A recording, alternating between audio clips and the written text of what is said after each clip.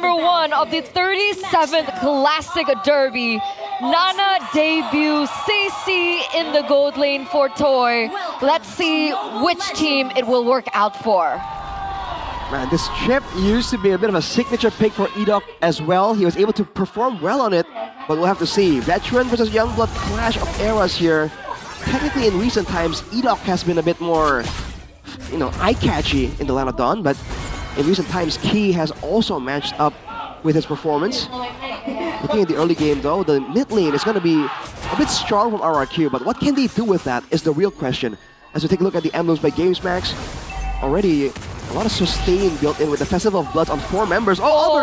Gotta be careful here. Thorn Rose puncture away. He gets the lethal too, and Versik used Red Tree.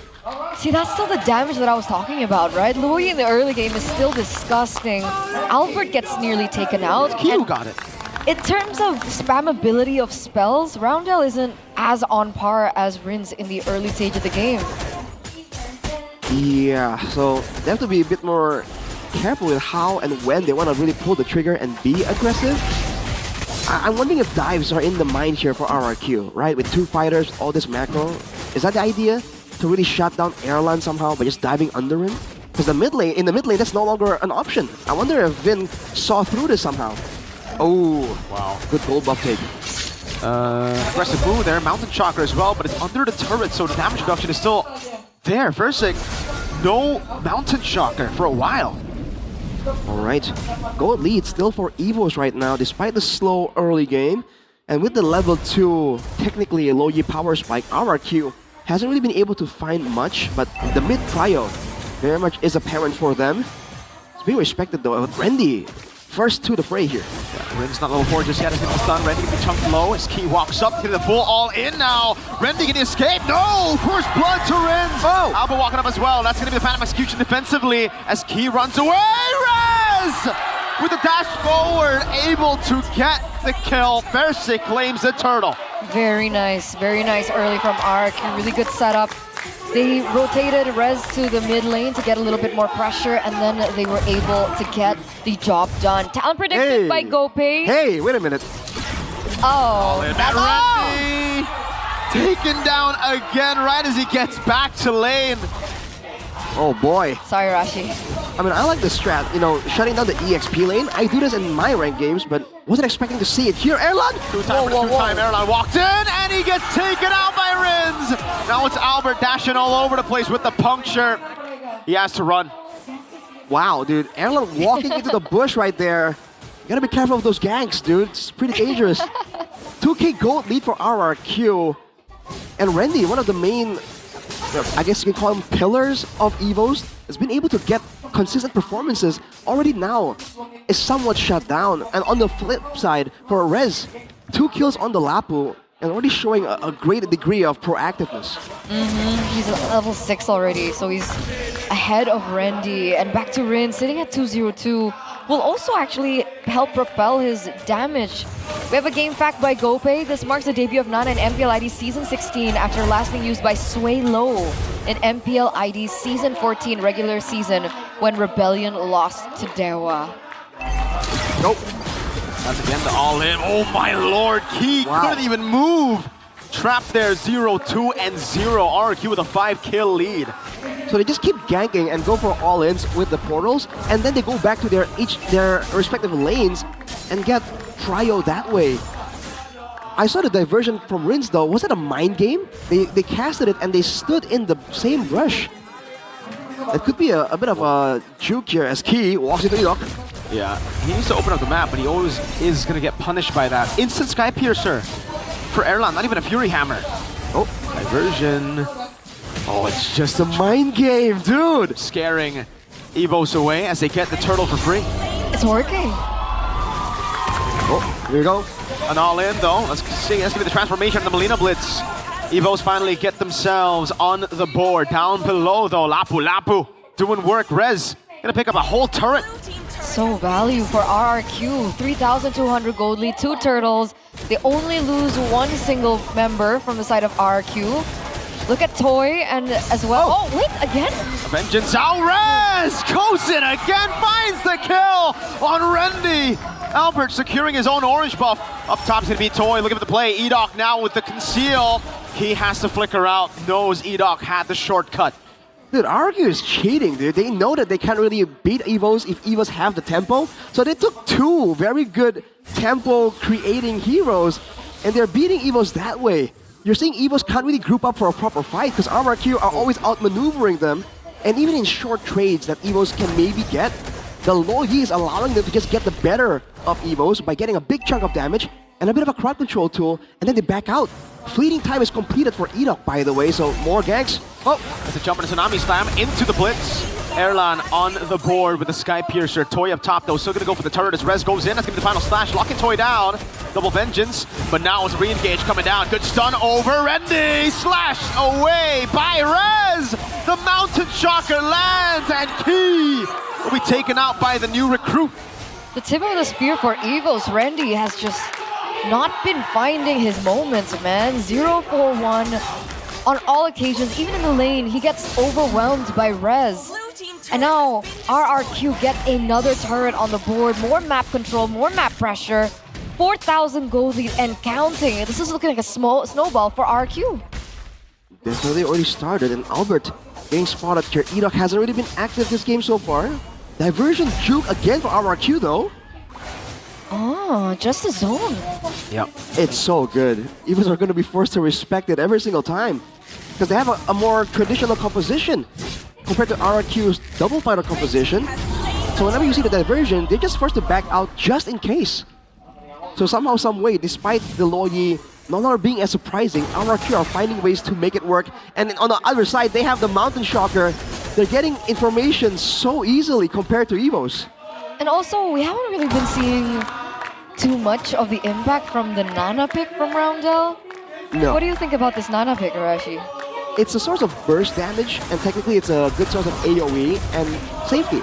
So we saw it, the follow-up on a Tsunami Slam, and that was pretty okay. But right now, when there is no Tsunami Slam chance available, Roundel is just finding it difficult to have any impact whatsoever. He can clear waves very easily though, so in the later siege situations, this Nana can be a bit more value for EVOS, but right now, not much. Again, the Mountain Shocker though stops them in their tracks. Can't really go for those engages as look at Edok holding his position in that bush. EVO's gonna slowly but surely make their way there. Erlan's gonna be careful here. Mountain Shocker ready. It's thrown out, and whoa, Erlan! Wow. It's taken down to a quarter. That's Fairsick with a BOD rush second item. No War Axe, he's Hunter Strike BOD. Yep. Well, he might be going for a endless battle as well. This is a full-on, proper assassin Yi Sun Shin. Despite all that though, RRQ lower on the audience prediction. It's an unfamiliar sight for the longest time. 49%. I mean, I even voted for EVOS here.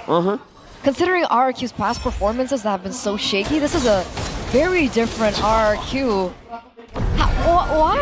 Why does EVOS seem to bring out this version of RRQ every single time? You can call it like unlucky timing. You can call the I don't know, the ego that you can drag out. The Lord is in the picture though. Yep. Both teams have to be a bit more careful. No final slash. Remember, you already used it earlier. You tried to scout in the bush. Rins looking for the Yin reaction there. Won't be able to find it. Bravest Fighter coming down as Edok goes over the flank. That's a stun from Rez! Now it's Rondo walking away. They're going to be able to kite away from Rez. That's a Melina Blitz over to Rez, but he's still able to survive right now as Albert walks over to Thorn Rose, and that's going to be Rendy with a final slash, but Fairsick takes him out. Oh, diversion. Okay, only just a rinse. Is he looking for Albert? Oh boy. Mountain Shocker. All right. All in all, they get the Lord. 6,000 gold now for RRQ. And they're pushing the tempo even further. EVOS have not found that opportunity, that opening to overtake RRQ at this point. Usually we've seen teams like this fall behind from the sheer sustainability, but right now it's just the damage potential from RRQ and the dive. The thing is, at the base turrets, this strat isn't going to be as effective. So RRQ are working against the clock. Diversion from RRQ. We're going to look for the dive here. Edok's looking for the play as well, but Key is already spamming the Tsunami Slam. Down below, the Lord will charge. Up top, Holy Shield down. Albert, just got to respect the possible dive angle, and he does. Mountain Chakra already used up. Oh, Rose coming down as well. The Holy Shield. Oh, wow. It still gets a shove in. But yeah, EVOS are still able to keep themselves alive for now. No base turrets taken out just yet. Good move by RRQ to respect the comeback potential as well from EVOS. They've shown great discipline in the last couple of matches. The last thing RRQ want is to throw away their lead here that they've painstakingly built. Rins. Right. Looking at some of the items here while we have some time. Rez has the Athena shield, by the way, so he understands as long as they don't get bursted down, I'm gonna start healing back up. Randy. Flickers out. Ooh, Look how decisive RRQ is, though. Immediately all the ultimates. Okay. So we're back to the slow game, and we did talk about this, right? The fact that RRQ went for the double. Oh, there it is, another move. They don't get it. Albert gets out. Yep. As the mobility of the Lancelot is so useful, but in 55 seconds, that's the angle RRQ are looking for. Just trying to find ganks in the jungle, and technically for EVOS, there is that big combo angle. A big final sweep into a full-on combo from Roundel will be devastating. But RRQ, they're gonna have to move up aggressively if they wanna allow that to happen. So what do? Do they wait for the evolved lore to help them with the siege? Because up until this point, what's the angle for RRQ? Do they go diversion straight into the base? Look for like a backdoor kind of strategy against EVOS? I'm wondering if that's the reason why they've been feinting the diversion so much in the early game, so that they can go for a really surprising one in the late game, conditioning their opponents. That could be it. Otherwise, their only real engaged tool is Rez, which is why you see whenever the bravest fighter gets popped, everyone just knows it's go time, dude. If we don't go with Rez, we don't go at all. Okay, diversion again. Let's take a look at the levels. Now Albert has caught up to 14, so only a level difference between these two junglers. Previously 2 to 3. It looks like EVOS might want to go for a steal here. Might want to go for the fight. Toy already walking up. Uh-oh, Albert missed the puncture. That should be done. Rez going in. Uh-oh, Rendy's all alone. Rendy. He is dead. That's EDOG walking up the crash course. Rendy trying to survive right now with the Vengeance procs over and over again. He's just going to try to buy as much time as possible. But how long can you survive? That's a Vengeance again. He's dead now. Fersing. Mega kill. 8,000 gold lead for them. Albert will be clearing in the bottom lane. Finally gets the Endless Battle. And RRQ will be looking for at least 2 base turrets. Endless Battle completed for Albert, but Fersing is already on the Malefic War. Albert! Uh-oh. Dodges away. Whoa, actually baits out a whole lot of skills. Diversion right on him. But there's no one there to take it, and that might have actually delayed the RRQ siege. No Bravest Fighter, only a current call to work with. Do they have enough clear? They do. Hang on a second, that was a flicker from Rez. Yeah, I think he misflickered. Oh. He misflickered, or he thought that it was a final slash coming through. Whatever it was, that's information that EVOS could use. RRQ making the multi-wave push.